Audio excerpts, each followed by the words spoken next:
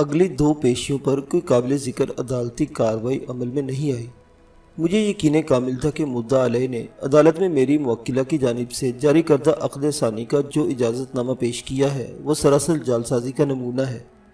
نگہت نے جو انکشافات کیے تھے اس کی روشنی میں معاملے کی تہہ تک پہنچ گیا تھا کہ عبدالرؤف نے کیا ڈرامہ کھیلا تھا، اور مجھے ایک ایسا سراغ مل گیا تھا جو اس کیس کا پانسا پلٹ سکتا تھا۔ عقد ثانی کے اجازت نامے پر دو گواہان کا ذکر بھی تھا۔ میں نے جیسے درخواست کی، جناب علی، جیسا کہ مجھے شبہ ہے کہ ملزم عبدالرؤف نے یہ اجازت نامہ میری موکلہ کے علم میں لائے بغیر خود ہی تیار کیا ہے، اس سے ضروری ہے کہ اس اجازت نامے پر ثبت انگوٹھے کے نشان کا میری موکلہ کے فنگر پرنٹ سے موازنہ کیا جائے تاکہ اس بات کی تصدیق ہو سکے کہ آیا یہ نشان انگوٹھا میری موکلہ کا ہی ہے۔ اس سلسلے میں میری التماس ہے کہ نگہت رؤف کے دونوں ہاتھوں کے فنگر پرنٹس کا تجزیہ کیا جائے۔ نیز اس اجازت نامے کے دونوں گواہان بالترتیب مسمى سلطان علی ولد قربان علی سکنہ ناظم آباد اور مسمى محمد شریف ولد کریم بخش سکنہ لیاقت آباد المعروف بالالو کھیت کو بطور پابند گواہان بذریعہ سمن آئندہ پیشی پر عدالت میں گواہی کے لیے بلایا جائے تاکہ یہ کیس جلد از جلد انجام پذیر ہو۔ میں واپس اپنی جگہ پر آ کر بیٹھ گیا۔ جج نے میری خواہش کے مطابق متعلقہ عدالتی عملے کو ہدایت جاری کر دی۔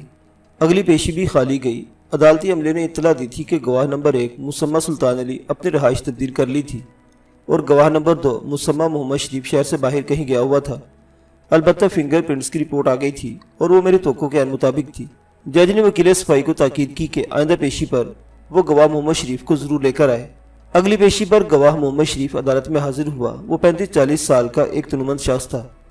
اس کے چہرے پر گھنی مونچھیں تھیں جنہوں نے اس کے بالائی ہونٹ کو اپنے نیچے چھپا رکھا تھا۔ اس کے چہرے پر پریشانی واضح طور پر نظر آ رہی تھی۔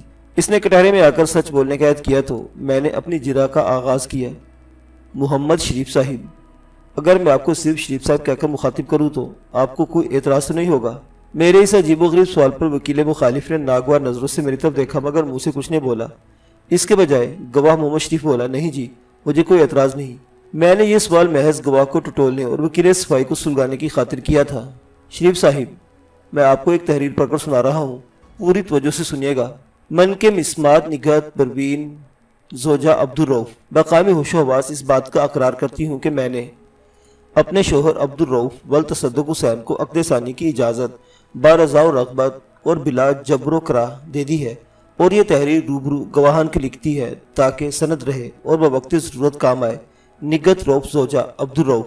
اسٹامپ پیپر پر لکھی گئی اس قانونی تحریر کے نیچے نگہت رؤف کے انگوٹھے کا نشان سب تھا اور اوتھ کمشنر کی تصدیق کی مہر بھی لکھی ہوئی تھی۔ ساتھ ہی مذکورہ دونوں گواہان کا اندراج مع ان کے دستخط تھا۔ میں نے نظریں اٹھا کر محمد شریف کی طرف دیکھا، وہ میری طرف ہی دیکھ رہا تھا۔ میں نے پوچھا، شریف صاحب، اس تحریر کے نیچے بطور گواہ آپ کا نام موجود ہے، کیا واقعی یہ تحریر آپ کی موجودگی میں لکھی گئی تھی؟ جی ہاں۔ آپ کو شک کیوں ہے؟ شریف صاحب، آپ ملزم عبدالرؤف کو کب سے جانتے ہیں؟ اس غیر متوقع سوال نے اسے گڑبڑا دیا۔ تھوڑے تذبذب کے بعد اس نے جواب دیا، بہت عرصے سے۔ بہت عرصے سے آپ کی کیا مراد ہے؟ میں نے تیز نظروں سے گھورتے ہوئے پوچھا۔ 100 سال، 1000 سال، لاکھ سال؟ مجھے اعتراض ہے جناب علی۔ وکیل صفائی نے اچانک اپنی جگہ سٹ کر کہا، وکیل استغاثہ خواہ میرے گواہ کو ہراساں کرنے کی کوشش کر رہے ہیں، انہیں ایسی باتوں سے باز رکھا جائے۔ جج نے مجھے تنبیہ کی کہ میں غیر ضروری باتوں سے اجتناب برتتے ہوئے اپنی جرح ٹو دی پوائنٹ جاری رکھوں۔ میں نے جج کے ہدایت کے مطابق ٹو دی پوائنٹ سوال کیا، شریف صاحب، آپ عبدالرؤف کو کب سے جانتے ہیں؟ 10 سال سے۔ اچھی طرح غور کر لے، ذرا سوچ سمجھ کے جواب دے۔ آپ عبدالرؤف کو کتنے عرصے سے جانتے ہیں؟ اس نے الجھی ہوئی نظر سے مجھے دیکھا، پھر اپنے جواب میں تھوڑی سی لچک پیدا کرتے بولا، کم و بیش 10 سال سے، یعنی 1-2 سال کی کمی بیشی ہو سکتی ہے۔ مجھے سخت اعتراض ہے جناب علی۔ وکیل صفائی کے صبر کا پیمانہ چھلک اٹھا۔ فاضل وکیل ان بے معنی سوالات سے آخر کیا ثابت کرنا چاہتے ہیں؟ میں نے اپنی فائلوں پر ہاتھ مارتے دوسری لہجے میں کہا، جو سوالات آپ کو بے معنی نظر آ رہے ہیں وہ میرے لیے پرمعنی ہے۔ پھر میں نے جج کی جانب مڑتے ہوئے کہا، جناب علی، میں گواہ سے بہت اہم سوال کا تصدیقی جواب معلوم کرنے کی کوشش کر رہا ہوں۔ وکیل صفائی کو عدالتی کارروائی میں روڑے اٹکانے سے باز رکھا جائے۔ جج نے مجھے جرح جاری رکھنے کا اشارہ کیا۔ میں نے پوچھا، شریف صاحب، آپ کے بتائے ہوئے عرصے میں 2 سال کی کمی بیشی ہو سکتی ہے؟ جی ہاں، یعنی ہم کہہ سکتے ہیں کہ آپ کم از کم 8 سال سے ملزم عبدالرؤف کو جانتے ہیں؟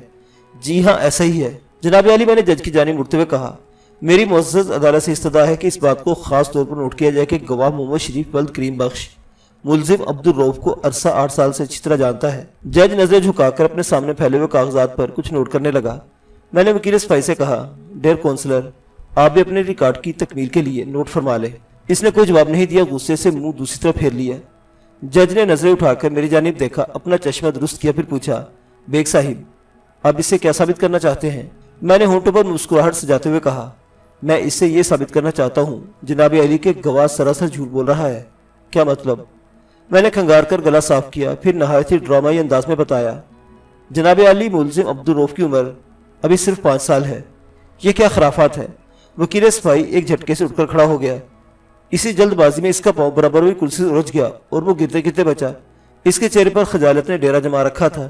میں نے کہا، یہی حقیقت ہے میرے پیارے دوست، اس کے ساتھ ہی عدالت کا وقت ختم ہو گیا۔